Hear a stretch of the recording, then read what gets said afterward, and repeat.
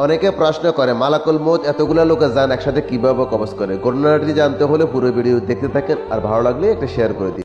অনেক মানুষ দেখবেন প্রশ্ন করে মালাকুল মউত একসাথে এতগুলা মানুষের জান কিভাবে কবজ করে, প্রশ্ন করে না? এখানে 10 জন, ওইখানে 10 জন, আমেরিকা 50 জন, বাংলাদেশে 100 জন, এট এ টাইম মানুষ মারা যায়। এতগুলো মানুষ কিভাবে মালাকুল মউত একা মানুষের জান কবজ করে? মালাকুল মউত আল্লাহর নবীকে বলতেছেন, ওগো নবীজি, একটা মানুষের হায়াতের জিন্দেগি যখন শেষ হয়ে যায়,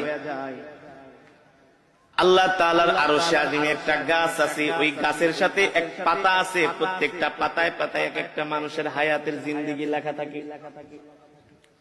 যখন তার হায়াতের জিন্দেগির শেষ হয়ে যায়, 40 দিন বাকি থাকে,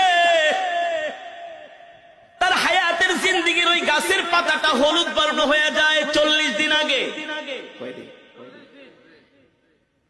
ওই বান্দাকে যে ফেরেশতার মাধ্যমে রিজিক দেওয়া হয়, ওই রিজিকওয়ালা ফেরেশতা 40 দিন আগে আয়েশা বইলা যায়, আল্লাহ তোমাকে 40 বছরের 50 বছরের জিন্দেগি দিয়া দুনিয়াতে পাঠাইছে, তোমার জন্য আল্লাহ যতটুকু রিজিক নির্ধারণ করছে, তোমার রিজিক খাওয়া শেষ, আর মাত্র 40 দিনের রিজিক বাকি আছে। কয়দিন? আবার যখন এইভাবে করে 1 দিন 2 দিন 3 দিন যেতে থাকে, প্রত্যেকদিন ফেরেশতা আয়েশা তার মাথার সামনে বৈশা বলে, শোনো শোনো, তোমার বাকি আছে আর 38 দিন, 37 দিন, 36 দিন।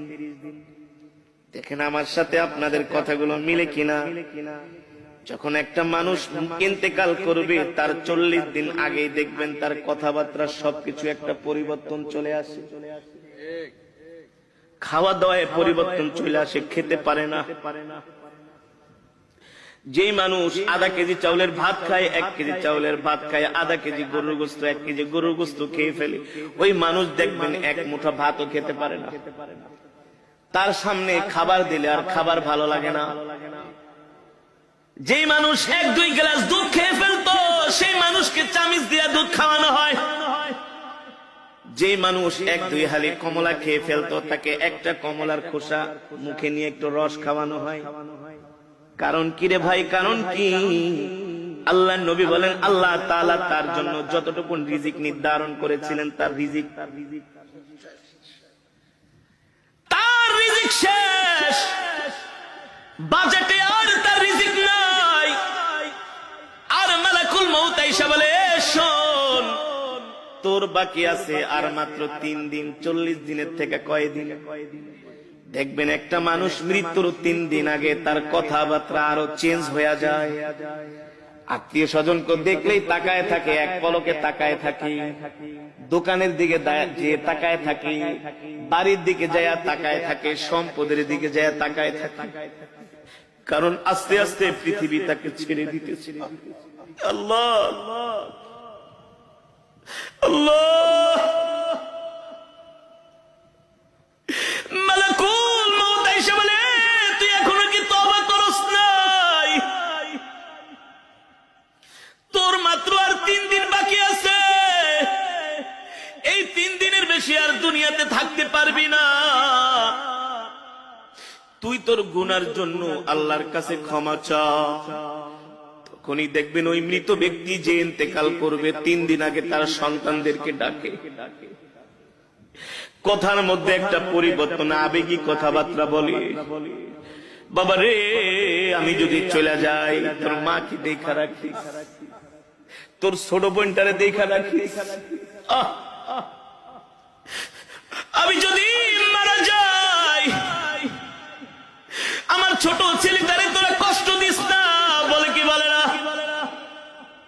আস্তে আস্তে করে একটা পরিবর্তন চলে আসে, তার একেবারে খাওয়া দাওয়া বন্ধ হয়ে যায়। শরীরের নার্ভ গুলো, শরীরের পার্টস গুলো আর আগের মতো কাজ করে না। কারণ সে মৃত্যুর জন্য তৈয়ার হচ্ছে।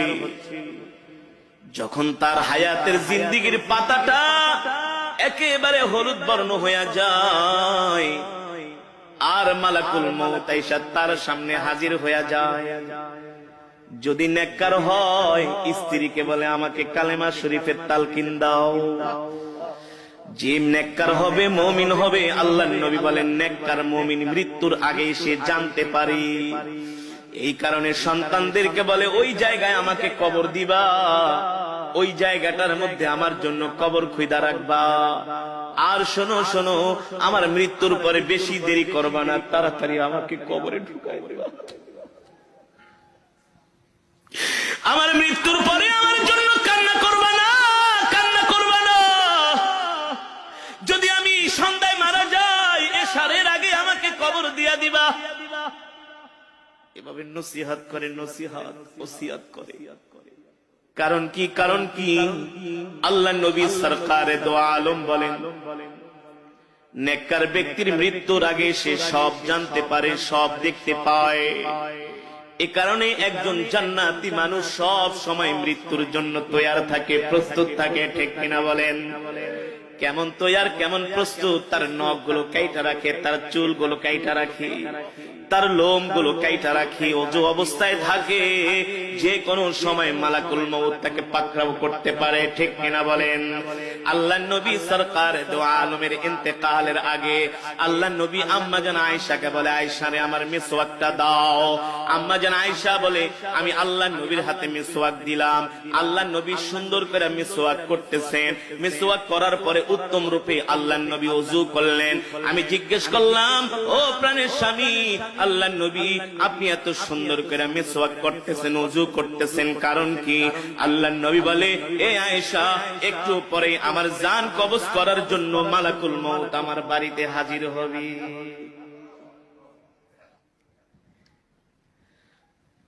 মৃত্যু এমন একটা কঠিন বিষয়, আল্লাহ তাআলা বলে এই মৃত্যু থেকে কেউ বাঁচতে পারে নাই, তোরাও বাঁচতে পারবি না রে বান্দা।